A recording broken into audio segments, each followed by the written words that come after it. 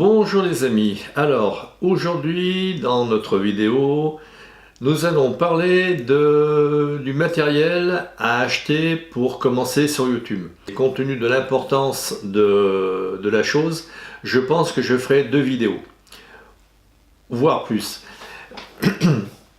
Ce qui est important, c'est que vous sachiez qu'à un moment donné, il y a le strict minimum à avoir, donc ce sera la première vidéo.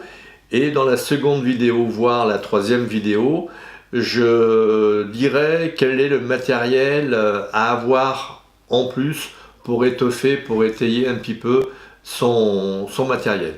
Alors je vous dis à tout de suite. Les règles de YouTube ont changé. Si tu aimes mes vidéos, abonne-toi. Clique sur s'abonner. Clique également sur la cloche pour ne pas rater mes prochaines vidéos. Clique sur le pouce en l'air, c'est bon pour mon référencement.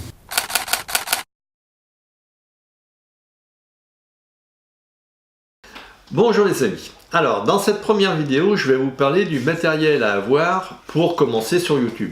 Alors j'allais dire que dans un premier temps vous pouvez parfaitement vous contenter d'avoir un smartphone qui tourne en 4K. Alors je vous mettrai dans les liens de la vidéo dessous la chaîne, le lien de la chaîne Noitech où Jérôme décrit très bien quel matériel avoir et à la limite comment et pourquoi tourner en 4K.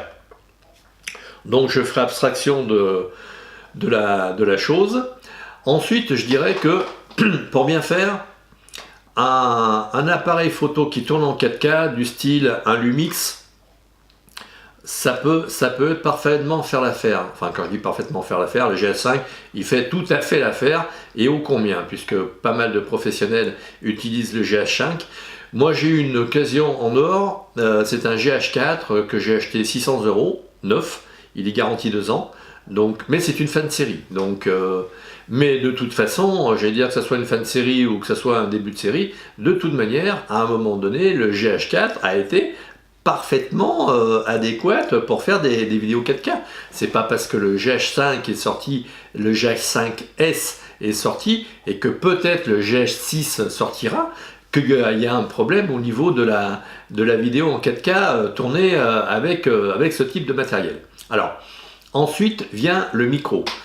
Ensuite, ou d'abord, je veux dire que, mais compte tenu du prix de mon micro, j'allais dire que au niveau prix, c'est quand même bien moindre d'acheter un micro que d'acheter une caméra. Ceci dit, ne vous plantez pas. Je veux dire, achetez un bon micro. Personnellement, j'ai 2 micros Rode. Alors je regarde ma feuille de pompe. Un micro Rode Videomic Go et un Videomic. Alors le Videomic, c'est un tout petit micro. Je l'ai un petit peu plus loin là-bas. Je vais le chercher. Donc voilà, j'ai été chercher mon petit Videomic. Alors avec la bonnette, c'est un peu plus volumineux, mais voilà, sans la bonnette, c'est un tout petit micro. Le bundle est vendu avec le câble spirale, n'ayons pas peur des mots. Comme on peut le voir, il est tout petit, il est sur une lyre, voilà, toc, anti-vibration, il est extrêmement compact, il est très bon. J'allais dire que c'est pas sa taille qui fait la qualité sonore, mais par contre c'est effectivement la petite bonnette qui empêche d'avoir un son pourri avec les et les donc là vous avez ce petit vidéo micro, pardon, carrément, n'ayons pas peur des mots, vidéo micro. Il est fabriqué en Australie et il vaut la bagatelle de 45 € je crois. Donc même si on n'est pas très fortuné, j'allais dire qu'avec une seule économie, un mois d'économie, on peut se le payer. Il n'y a pas de souci.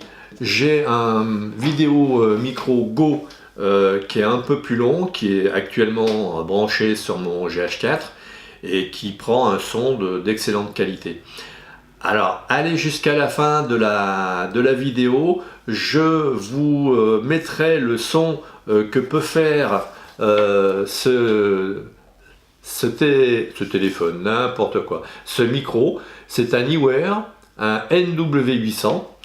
Alors, au niveau sous, c'est pas lui qui va faire que votre tirelire sera complètement dévasté. Je crois qu'il doit faire 17 ou 18 euros.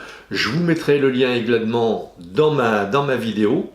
Alors, attention, c'est un micro XLR, donc c'est-à-dire qu'il a besoin soit d'une table de mixage ou une carte son externe et éventuellement une table de mixage, ou un enregistreur numérique comme j'ai ici. Voilà, ça c'est le Zoom H4n Pro.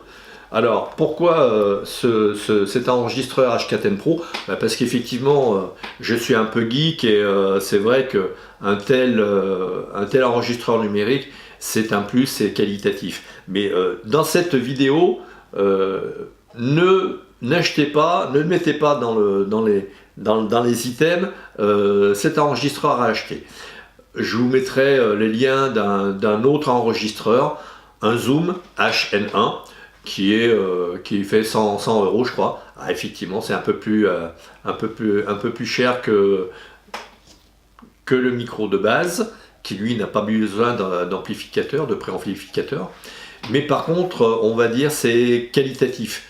Un enregistreur numérique, ça vous permet, il y a une table son, il y a une carte son, pardon, il y a une carte son dans l'enregistreur qui vous permet d'avoir un son qualitatif. Alors que mon petit micro là, on va dire c'est pas le plus qualitatif de tous les micros que je possède. Je n'en possède que 3, me semble-t-il, oui. J'en possède 3, donc c'est le moins qualitatif. Cependant, avec un enregistreur numérique, ça convient tout à fait. Après, avec le mixage qu'on peut faire avec le logiciel de montage, ça peut parfaitement faire l'affaire. Donc ensuite viennent la lumière. Ensuite, ou avant, ou pendant, enfin bon bref, c'est un bundle qu'il faut prendre en compte. Vous avez la lumière, c'est des Viltrox.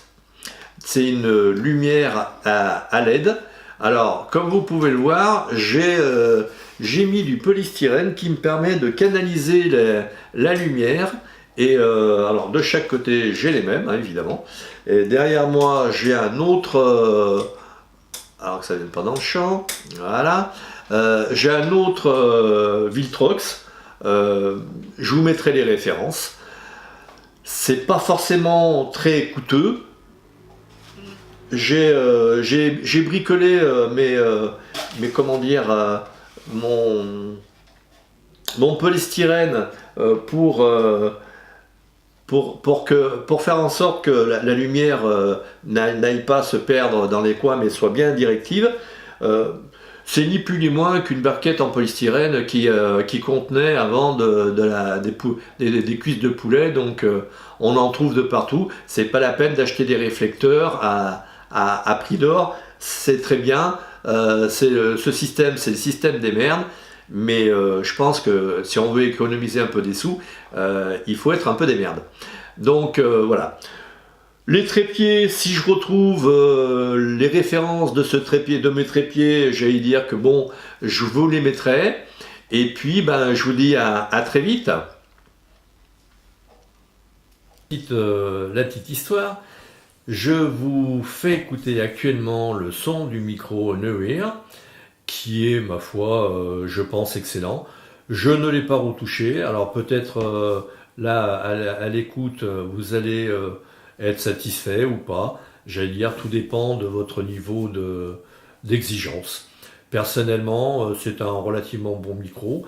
J'ai une prise de son automatique au niveau du son, et j'ai sous les yeux le bar graphe de mon appareil numérique, donc ça me permet de moduler un petit peu l'intensité de ma voix, mais a priori, je ne sais pas ce que vous en pensez, moi ça me va bien.